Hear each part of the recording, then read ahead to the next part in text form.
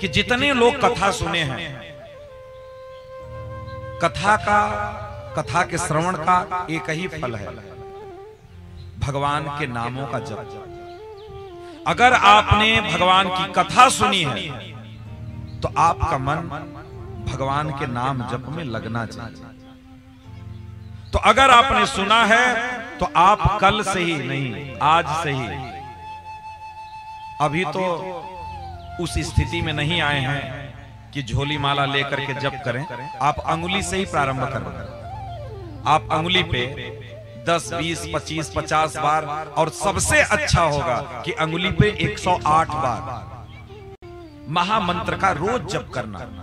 चाहे आप नहाए हो, चाहे नहीं नहाए हो, मुखारी किए हो, नहीं किए हो, चाहे जिस अवस्था में हो, एक जीवन में नियम बनाओ कि हमको 108 बार अब महामंत्र का जप रोज करना है।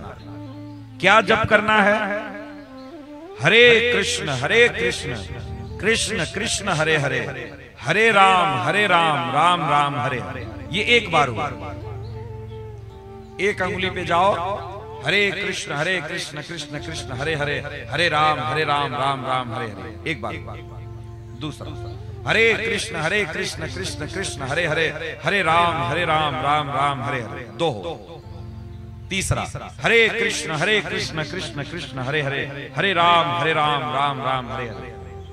चौथा, हरे कृष्ण कृष्ण कृष्ण हरे हरे, हरे राम राम राम हरे हरे। और ऐसे ही बोल करके करना, बोल करके करना सबसे अच्छा होगा 108 बार। पूरे 24 घंटा में आज से ही नियम कथा पंडाल में बैठे बैठे ही ले लो कि आज से अब प्रभु के शरण में रह करके अब हम 108 बार रोज इस नाम का जप करें। और जप करते रहो। आपको 4 नियम का पालन करना है। क्या क्या? आपको नशा छोड़ना है, किसी प्रकार का नशा नहीं करना है। आपको जुआ नहीं खेलना है, मीट मछली अंडा छोड़ना है, और पराई स्त्री गमन छोड़ना है। ये 4 चीजें छोड़ देना, फिर कभी आना तो आपको फ्री ऑफ कास्ट आपको झोली माला दे देंगे और माला लेके जप करना है। जप अपने मन को जप में लगा। और इस समय के लिए अभी आप अंगुली पे ही जप करना प्रारंभ करें। तो कल से कितना लोग जप करना शुरू कर देंगे?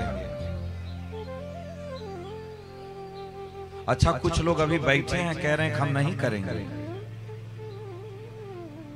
इतना सुनने के बाद भी अभी इच्छा मन में नहीं हुई कि हम भगवान का नाम लें, और सब 50-55 के ऊपर वाले ही बैठे हैं। बताओ, हे भगवान कहां छुपे हो तुम? 108 बार भगवान का नाम नहीं ले सकते? भगवान ने इतना सब कुछ दिया। ध्यान देना, 2 आंखें दी है, इस संसार की सुंदरता को देख सकते हो। मुख दिया है, इस संसार में जितना रस है उसका रसास्वादन कर सकते हो, टेस्ट ले सकते हो। कान है, बच्चों के सुंदर सुंदर आवाज को, पत्नी के मधुर मधुर बोली को सुन सकते हो। नाक है, सुगंध को ले सकते हो। पैर है, तीर्थ यात्रा कर सकते हो। हाथ है, सुंदर सुंदर भोजन कर सकते हो। कम से कम भगवान ने ये सब कुछ हमको दिया इस संसार को देखने के लिए। कम से कम इसीलिए नाम जप कर लिया करो 108 बार कि भगवान ने हमको इतना सब कुछ दिया। न जाने कितनों के पास आंख नहीं है, न जाने कितनों के पास कान नहीं है, न जाने कितनों के पास मुख नहीं है, न जाने कितनों के पास पैर नहीं है, लेकिन तुम्हारे पास तो सब कुछ है। तो कम से कम प्रभु का इतना ही धन्यवाद करने के लिए 108 बार भगवान का नाम ले लिया करो। हे भगवान बताओ, और कैसे हैं हम लोग?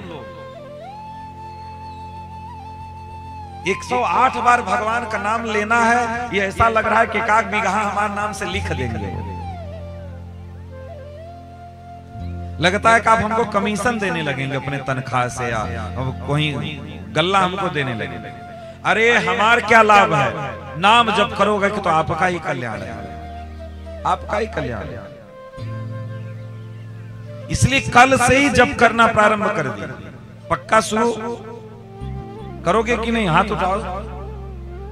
भगवान के सामने हाथ उठा रहे हो, ये पक्की बात मानना कि कल से 108 बार आपको महामंत्र का जप 24 घंटा में चाहे जप करो। सुबह करो, दोपहर में करो, रात को करो, सोते समय करो, भोर में ही उठ करके कर लो। 108 बार। और जो हम बोले यही करना है। हरे कृष्ण कृष्ण कृष्ण हरे हरे, हरे राम राम राम हरे हरे। ये नाम भी है और महामंत्र भी है। इसलिए इसी का आपको 108 बार जप करना है। 108 बार कम से कम। सुबह उठ गए, मान लो उजाला नहीं हुआ है, आंख खुल गई, खाट पे बैठे बैठे, जरूरत नहीं नहाने की कि हम नहाएंगे धोएंगे तब हम करेंगे, कोई बात नहीं। सुबह उठ करके खाट पे बैठे बैठे अपना शुरू हो जाए। हनुमान जी गए जब लंका, तो रात भर पूरी लंका का भ्रमण करे, पूरी लंका का भ्रमण किए। सुबह सुबह ब्रह्म मुहूर्त में विभीषण के घर के सामने से निकल रहे थे, तो विभीषण सुबह सुबह उठ करके खाट पर ही जौहाई लिए, राम राम। हमारे बाप दादा भी